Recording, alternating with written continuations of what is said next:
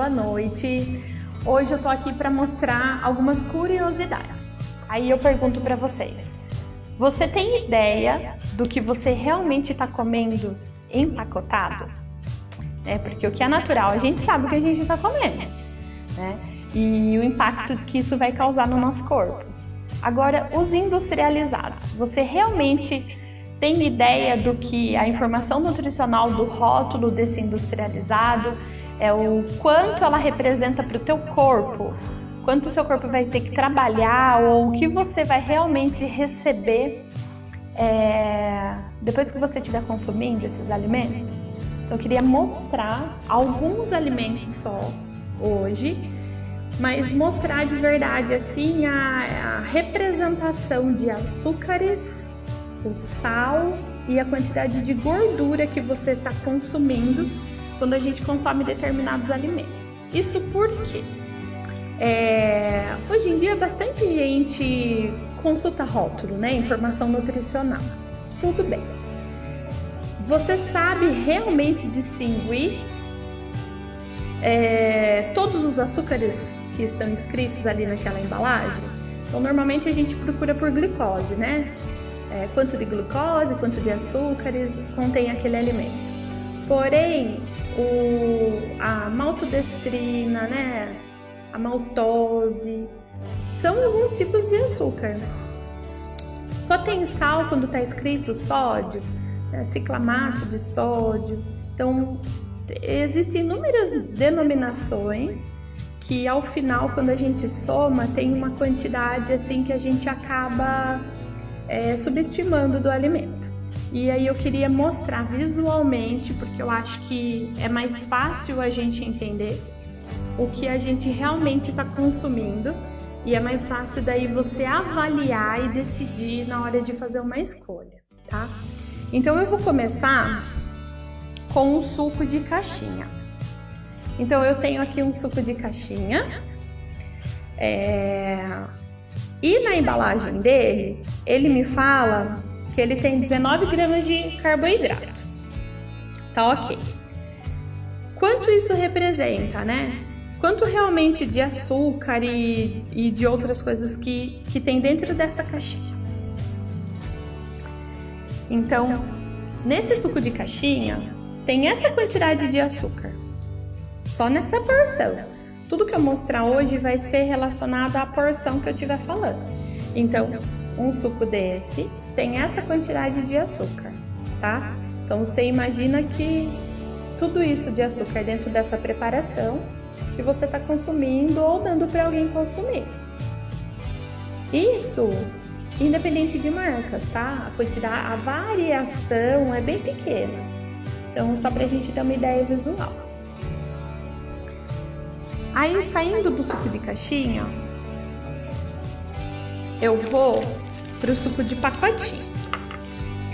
Essa embalagem, ela tem 25 gramas, tá? Apresentada aqui embaixo para mim. Então, é uma embalagem e ela tem 25 gramas aqui.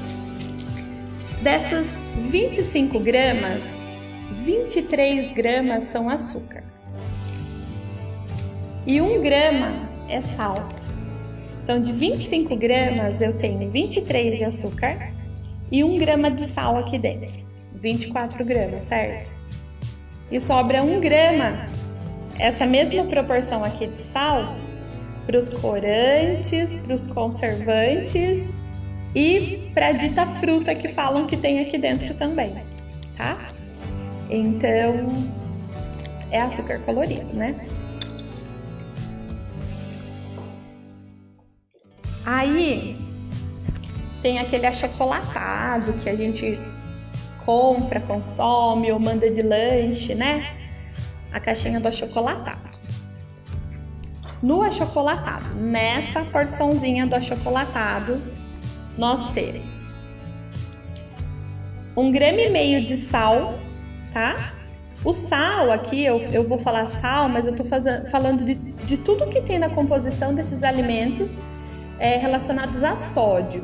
Então, o que tem aqui é a mesma coisa que eu consumisse isso de sal lá no final do meu corpo. O que eu tô consumindo aqui é a mesma coisa que eu que eu tivesse comendo isso de sal, tá? Então eu tenho 1,5 gramas de sal, eu tenho 24 gramas de açúcar e eu tenho 5 gramas de gordura dentro desse potinho. Agora pensa comigo. Aonde é que bebida você colocaria essa quantidade de sal, de gordura e de açúcar, né, para tomar? Assusta um pouco, né?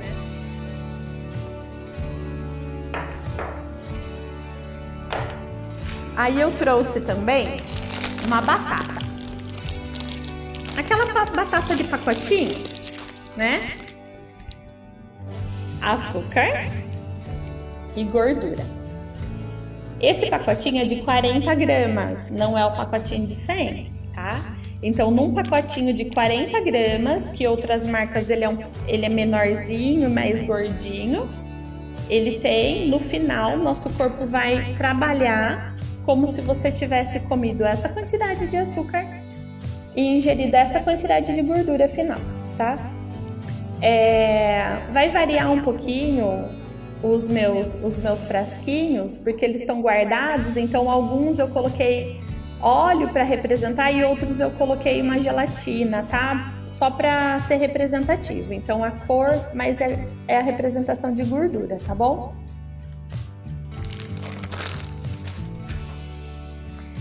Aí uma coisa que muita gente está consumindo agora são os macarrão instantâneo, né? Ai, tô lá entediada, não tem nada para fazer, ou então não quero me preocupar em fazer alguma coisa e acabo indo para o macarrão instantâneo.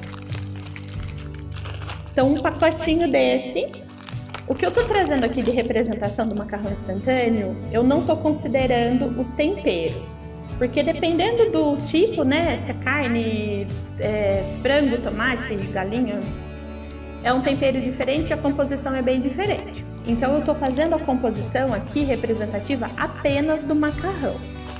A título de curiosidade, por que o macarrão instantâneo cozinha tão rápido, tão mais rápido do que o macarrão normal que a gente costuma comprar, né? O sêmola de ovos, enfim.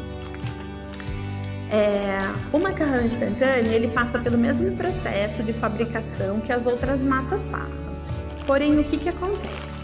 Na hora que ele vai ser lá colocado nas formas, né? Ele recebe um produtinho lá nessa forma, que já dá um certo saborzinho, né? Ele já recebe ali alguns aditivos, porque se você mastigar esse macarrãozinho, você vai ver que ele já é salgadinho, ele já é temperadinho, gostoso, diferente do outro macarrão se você mastigar ele cru. Então, na própria massa, ele já recebe alguns aditivos. Aí ele vai ser colocado na forma. A diferença dos outros macarrões, assim, bem grosso, a grosso modo, tá? O macarrão ele vai ser colocado lá para assar, passou pela forma, tá pronto. Esse aqui, ele antes de ser colocado para assar, ele já tá na forma, ele é colocado numa fritura de imersão, aquela que a gente coloca o produto inteirinho encharcado no óleo, é tirado da imersão e ele vai pro forno para secar, né? Vai para as máquinas lá para ele secar, pegar o molde e depois ele poder ser empacotado. Então pensa comigo, todo alimento que tiver frito e você jogar na água, ele desfaz, não é verdade? Então por isso que o macarrão instantâneo ele acaba cozinhando tão rápido, por conta do processo de fritura que ele passa antes de ir para o processo final dele, tá? Então consequentemente, nesse pacotinho de macarrão, ele vai render para você essa quantidade de gordura ingerida. Tá cheio, tá? Então ele tem aqui 18 gramas de gordura, só nessa porção de macarrão instantâneo, tá bom? A quantidade final de sal é essa, são 4 gramas de sal. E o açúcar é essa daqui. São 53 gramas de açúcar. É a mesma na mesma porção, né? Uma porçãozinha de macarrão, tá? Então, um macarrãozinho desse instantâneo rende essa quantidade de açúcar, essa porção de óleo e essa porção de sal, tá? Que você tá comendo.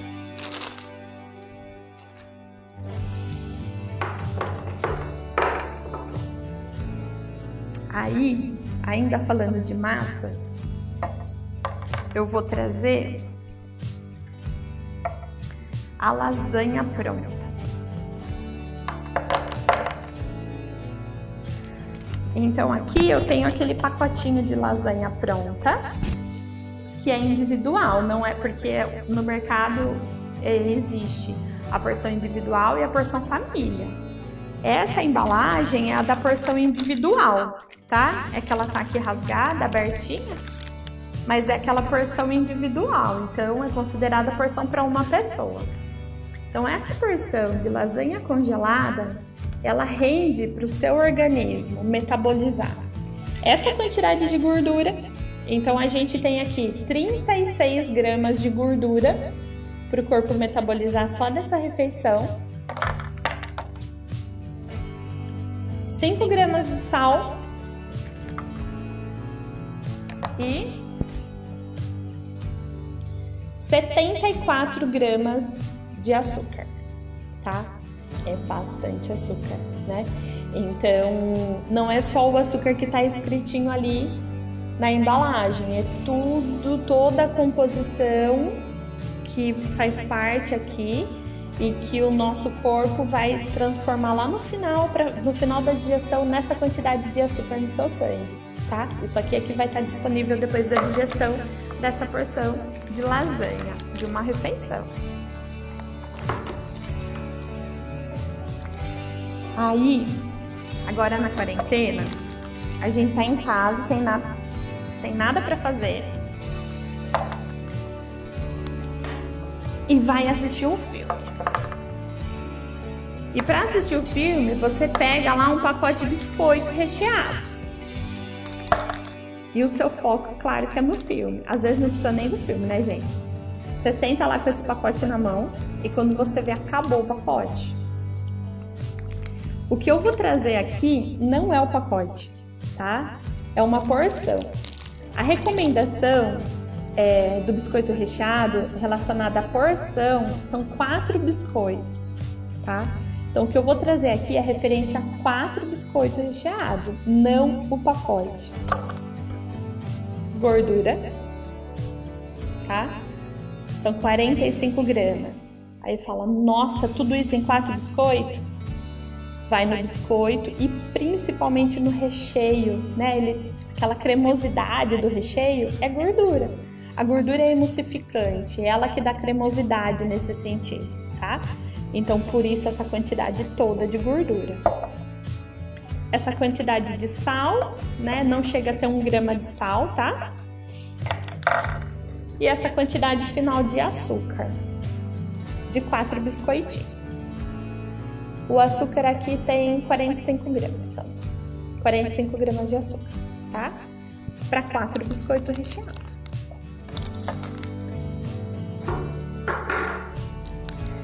E agora, eu vou falar do refrigerante e vou fazer uma comparação, tá?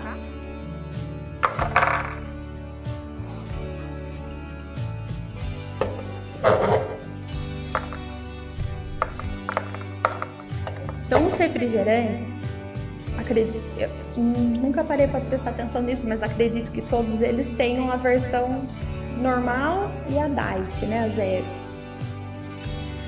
Para quem é recomendado o uso do zero? O zero açúcar, né, no caso, diet ou zero açúcar.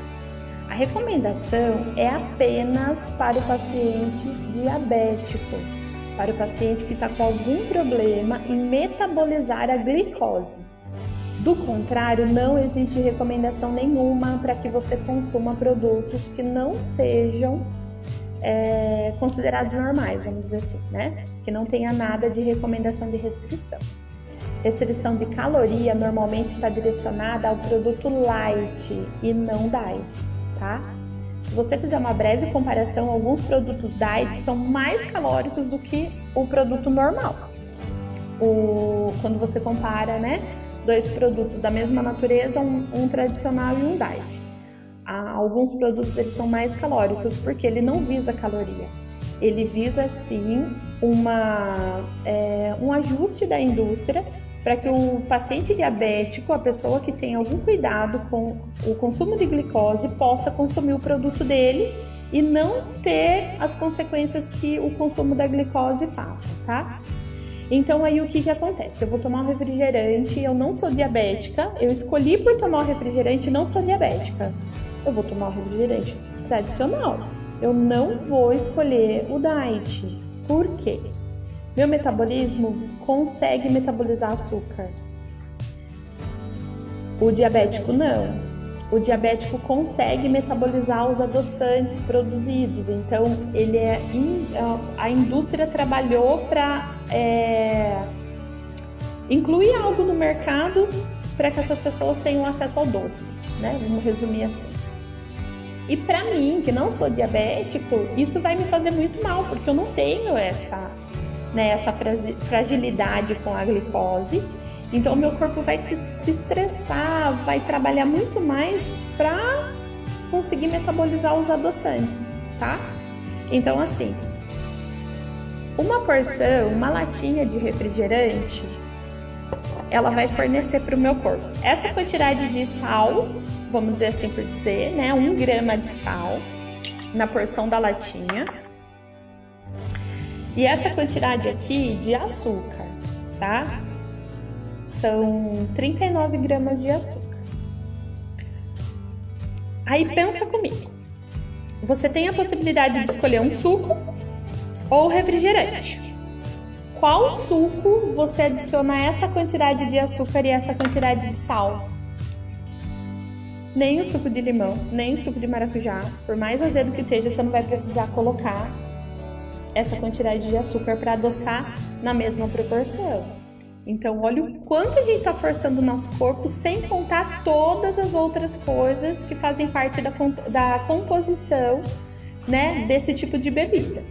Eu acredito que aqui a maioria das pessoas já tem assistido aquelas experiências onde se coloca dentro dos refrigerantes o sal de fruta, que faz aquela fermentação e tal. Quando o refrigerante cai no nosso estômago, a reação dentro do nosso estômago é a mesma, tá? Daquele mesmo jeitinho. Então, assim, imagina quando você se alimenta e dá aquele boom ainda, né? Por conta dos produtos que fazem parte do refrigerante e do gás ainda que ele possui. Então, é a mesma reação que o seu corpo tem.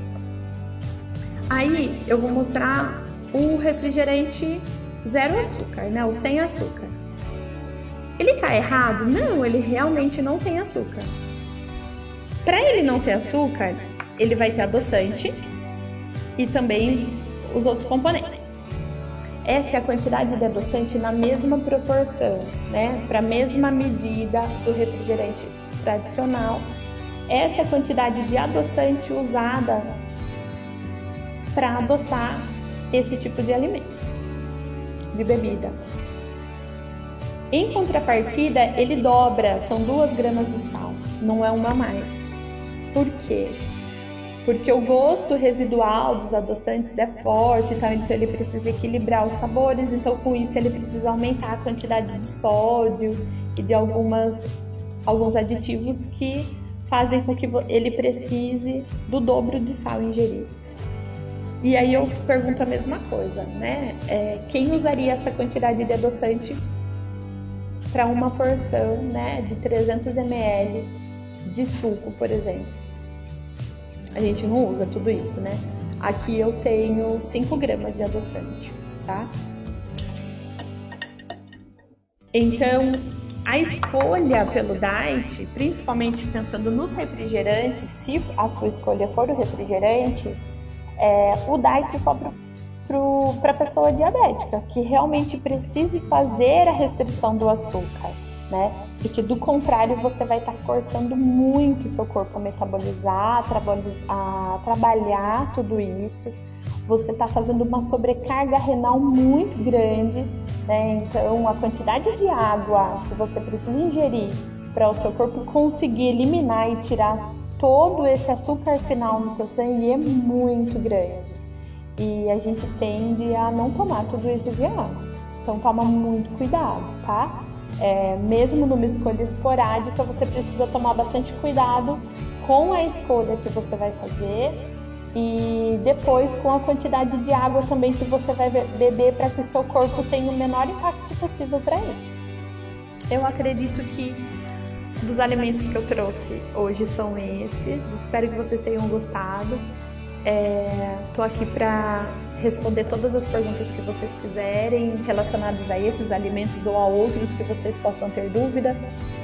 Eu acho que é uma coisa muito legal da gente pensar e quando fica no visual é mais fácil da gente entender, né? Ah, tá, 19 gramas. O que são 19 gramas? Né? O que são 4 gramas? E quando a gente enxerga realmente o volume que isso traz e você repensa, né, em que situação eu comeria essa quantidade ou adicionaria essa quantidade de sal ou de açúcar ou de gordura no alimento que eu iria preparar. Então, espero que tenha ajudado. Eu gosto muito disso, eu tenho vários outros alimentos, então se vocês quiserem perguntar e conhecer um pouquinho mais, fica à vontade, eu vou estar respondendo todos vocês agora no final.